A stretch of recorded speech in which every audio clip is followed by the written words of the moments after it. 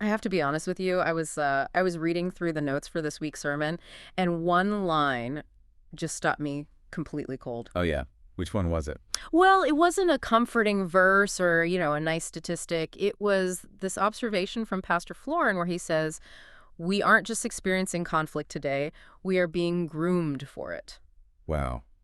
Yeah, that is a jarring way to start a conversation about peace, isn't it? It really But is. if you look at the world around us, it feels incredibly accurate. It does, but it almost sounds, I don't know, conspiratorial, like groomed for conflict. That implies intent. Who exactly is grooming us? Is there some guy in a dark room somewhere just twirling his mustache? Right. It sounds like a conspiracy, but the pastor's notes point to something much more pervasive. It's really the architecture of our daily lives. Think about the algorithms we scroll through every single morning. Oh, yeah. They aren't designed for nuance or for peace. They're optimized for engagement. And what drives engagement? It's exactly outrage. The pastor argues that we are being spiritually formed, discipled, really by our feeds. We're being trained to view every single disagreement as a literal threat to our survival.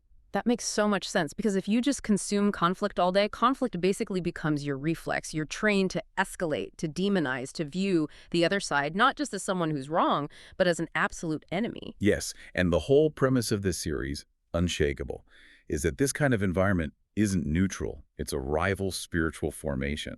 So the question we're really tackling today, looking at Philippians chapter 4, is in a world that is actively training you to be at war, how do you actually form a peace that holds up? And to get there, we're diving into Pastor Florin's message called Peace in the Storm, his raw research notes, and also this really practical companion talk that Jenny gave in person at the fellowship gathering. It's a lot of great material. It is. But before we get to the how-to stuff, we need to talk about where this letter was written. Because I usually gloss over the historical details, but the notes made a huge deal about the city of Philippi being a Roman colony. Why does that even matter? It matters because it changes the whole texture of the passage. We tend to read Philippians as, a collection of inspirational quotes for coffee mugs. Right. Rejoice always. I can do all things. Exactly. But Philippi was essentially a little Rome, planted right in foreign territory. It was a retirement community for Roman soldiers. So it's basically a military town? Precisely. It was a pressure cooker of status, power struggles, and intense loyalty to Caesar. So when Paul writes to the church there, he's writing to people living in an outpost of the kingdom of heaven, right in the middle of an outpost of the empire of Rome. This is a massive clash of allegiances. And that ties right into the kingdom aspect of being a follower of Jesus, right? Like Matthew 6.33 talks about. Because when we follow Jesus, we are adopted into the family of God, which is the kingdom of God. Yeah. And that's not just a metaphor. It's a real nation with a specific heritage and a distinct culture. Exactly. It's a completely different citizenship. Which brings a whole new weight to the very first verse we're looking at today. Philippians 4.1 says, "Therefore, my brothers, stand firm in the Lord." Right. And stand firm isn't just a nice spiritual idea. It's heavy military language. It's the direct command given to a soldier to hold their ground when the enemy charge is coming. But here's the twist the pastor pointed out. Standing firm in our modern culture usually just means being stubborn. Right. It means digging in your heels. I'm right, you're wrong, and I'm not moving an inch. Right. But biblical standing firm is completely different. It links back to the previous chapter where Paul says our actual citizenship is in heaven. We belong to that different nation. So standing firm means living out the culture of God's kingdom, which is love, joy, peace, even when the culture of the world around you is just total chaos and outrage. So if your foundation is, I must win this argument to be safe, you're actually incredibly unstable. You're not standing firm at all. You're just fighting. Precisely. Because if your stability depends on controlling the outcome of a conflict, you will be shaken. The word heir, therefore, in verse 1, tells us that because your future is completely secure in Christ, and because you are a citizen of his kingdom, you can stand firm now, regardless of the pressure. Okay, so that's the foundation. We are citizens of heaven holding the line. But then the text takes a very sharp, honestly, very awkward turn. Paul publicly calls out two women by name in the letter, Euodia and Syntyche. Yeah, he does. And I have to be honest, I've heard sermons where these two are just treated as the mean girls of the early church. Like it's just some petty drama in the back row. And that is such a common misconception. But the research notes paint a totally different picture, and it's a vital correction. Paul actually says, these women contended at my side in the cause of the gospel. The Greek word he uses there implies struggling together in an arena. Oh. Yeah, these weren't drama queens. They were gladiators. They were heavy hitters in the church. leaders. So this is a clash of titans, not a squabble. But still, Paul puts their names in a letter that he knows is going to be read out loud to the whole church. That feels aggressive. Why air the dirty laundry? Because the stakes were just that high. Yeah. The pastor used a phrase in the notes that really stuck with me. He called their conflict evangelism in reverse. Oof, evangelism in reverse. That's a heavy line. Unpack that for us. Well, think about it. What is the primary apologetic? The main proof of the Christian faith. It's supposed to be our love for one another. Jesus said, "By this, everyone will know that you are my disciples if you love one another." So if you have two prominent leaders in a very public feud, it essentially nullifies the gospel message. It turns the church into just another political action committee or a social club with infighting. It destroys the witness entirely. If we can't get along, why would anyone else want to join this kingdom? Exactly. Paul isn't just mediating a spat. He's trying to save the credibility of the entire mission in that city. And notice something really important here. He doesn't take sides. I noticed that. We literally have no idea who was right. We don't know if it was about theology or money or a ministry decision. And that is completely intentional. The specific issue doesn't matter nearly as much as the remedy. He tells them to agree in the Lord. That doesn't mean have the exact same opinion. It means submit to Jesus together. You can disagree on the issue, but you absolutely must agree on the lordship of Christ. That seems to be the lens for the entire rest of the passage.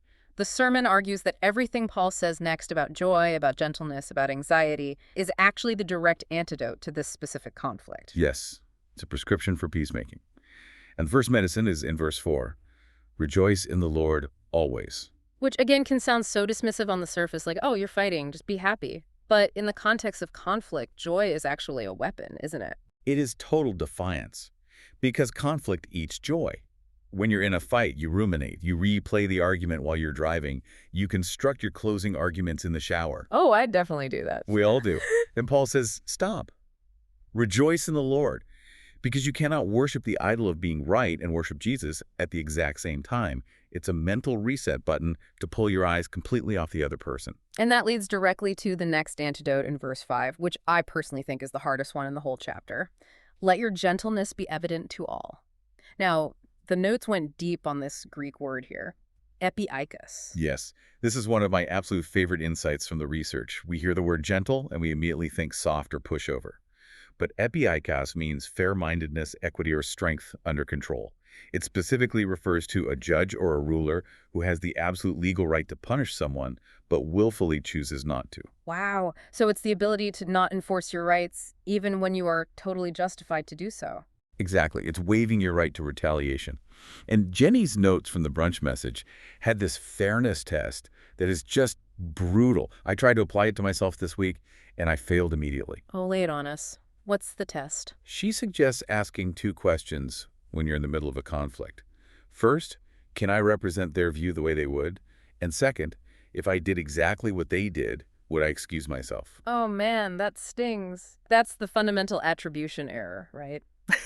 I judge myself by my intentions, like, I didn't mean to snap at you, I was just stressed. But I judge you by your actions. You snapped at me because you're a selfish person. Precisely. Gentleness epikais is the deliberate refusal to use that double standard. It's saying, I will extend the exact same grace to you that I constantly extend to myself. And Paul gives the motivation right after. He says, the Lord is near. Right. He's watching. You aren't fighting in a vacuum. You're fighting in the throne room. That changes the tone of an argument so fast. Okay, let's move to verse 6, because this is the big one. Do not be anxious about anything. Now, we have to handle this carefully because, as the notes point out, this verse has been used to really hurt people. The whole, if you're anxious, you're sinning narrative. It has been weaponized, which is tragic. The pastor was very clear about this. Paul is not saying the presence of anxiety is a sin. We live in a deeply broken world. Anxiety is going to knock on the door. The command is entirely about what we do with it once it arrives.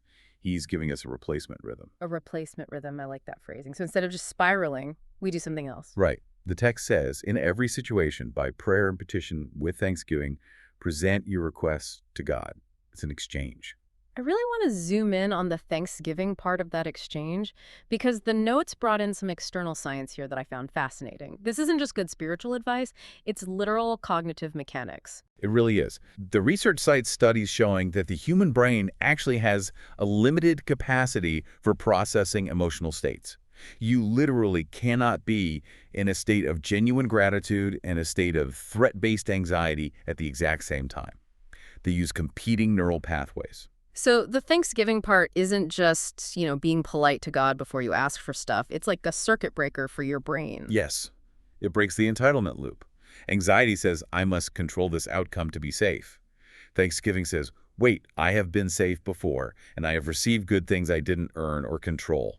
It forces the brain to switch gears from predicting a threat to recognizing safety. And then there's the phrase, present your requests. The sermon made a great point that this means we don't just sit and stew in our worries, we articulate them. Yes, you have to name it. You say, God, I am terrified about this meeting tomorrow, or God, I am so angry at my spouse right now.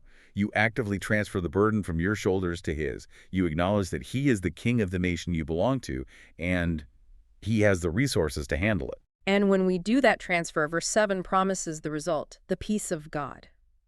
But the definition of peace here, again, looking at the Greek word phrourei, it's not a soft passive word. No, we are right back to military language. Phrourei means to mount guard or to garrison. The visual isn't a Zen garden with a little waterfall.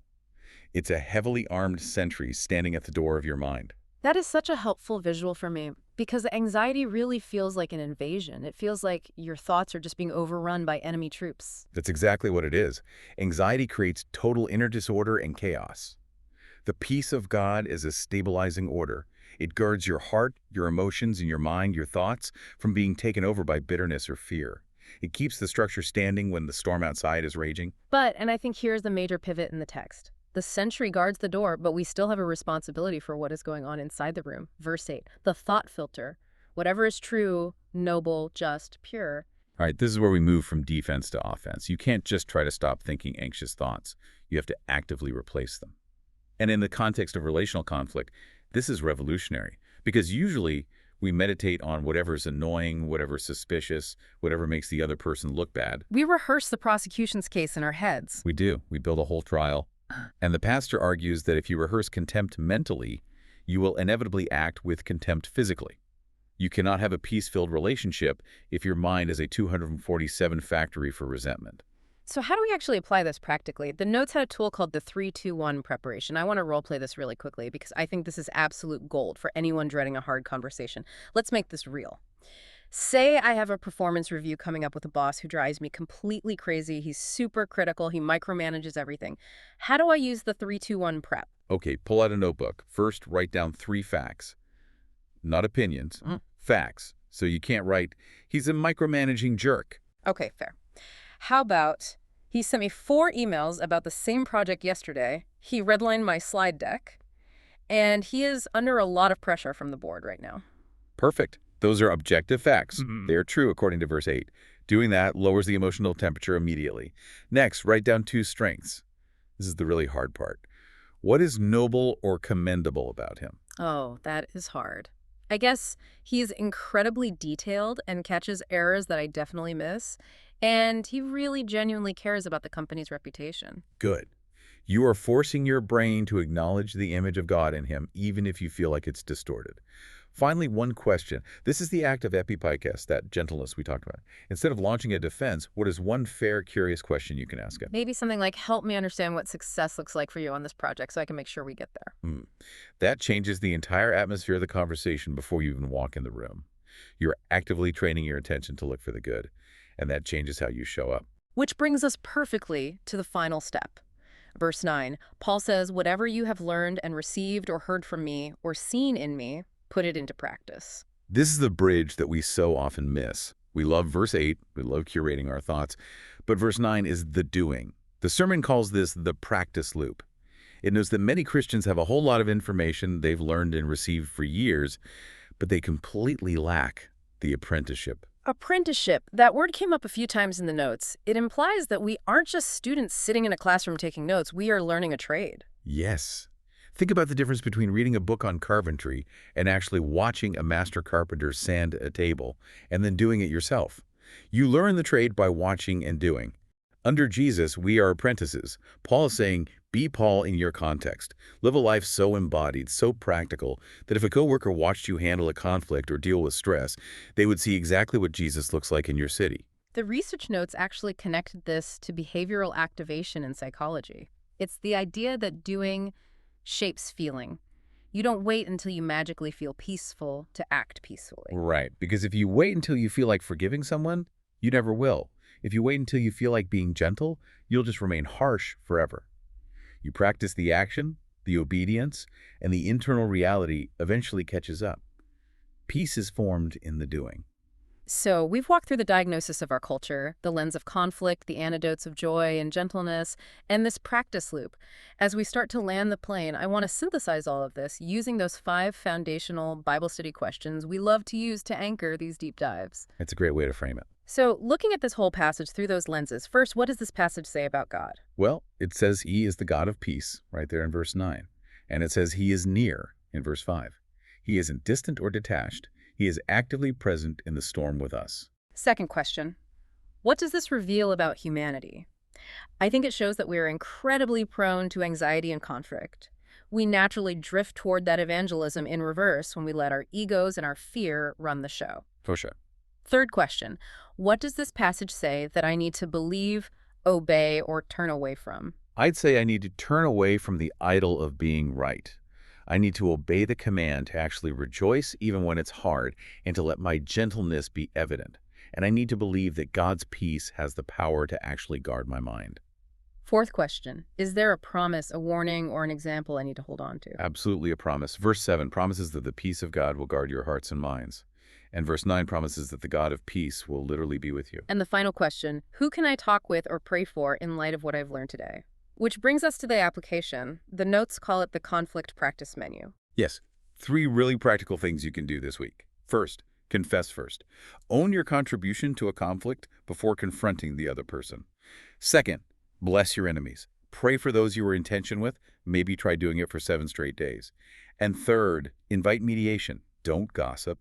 Find a true companion like Paul did to help you solve a conflict you can't figure out alone. You know, there is a subtle shift in the text that you mentioned a second ago, and I really don't want you listening to miss it. In verse 7, we get the peace of God. But in verse 9, after the command to practice the way of Jesus, we get the God of peace. That is the ultimate takeaway. We so often just want the gift. We want the feeling of calm. But God wants to give us the giver. He wants us to deeply know him. The path through the storm, standing firm, rejoicing, praying, thinking true thoughts, it doesn't just lead to a quiet mind. It leads to the profound presence of the King walking with us right in the fire. That right there is the difference between a secular self-help technique and Christian apprenticeship. One is just about symptom management. The other is about presence. And that presence is what makes you unshakable. Not that the storm magically stops, but that the God of peace is right there in the boat with you. Which leaves us with one final kind of provocative thought to chew on this week. What if the conflict you are so desperately trying to win right now is actually the exact training ground God is trying to use to form the character of Christ in you? What if winning the argument means losing the apprenticeship? Oh, that is a heavy thought to sit with. It really moves the bar from trying to be right to trying to be faithful. It totally does. Well, this has been an incredibly powerful look at Philippians 4. It definitely challenges the way I look at my own stress and the conflicts in my life. We hope it's been helpful and thought-provoking for you too.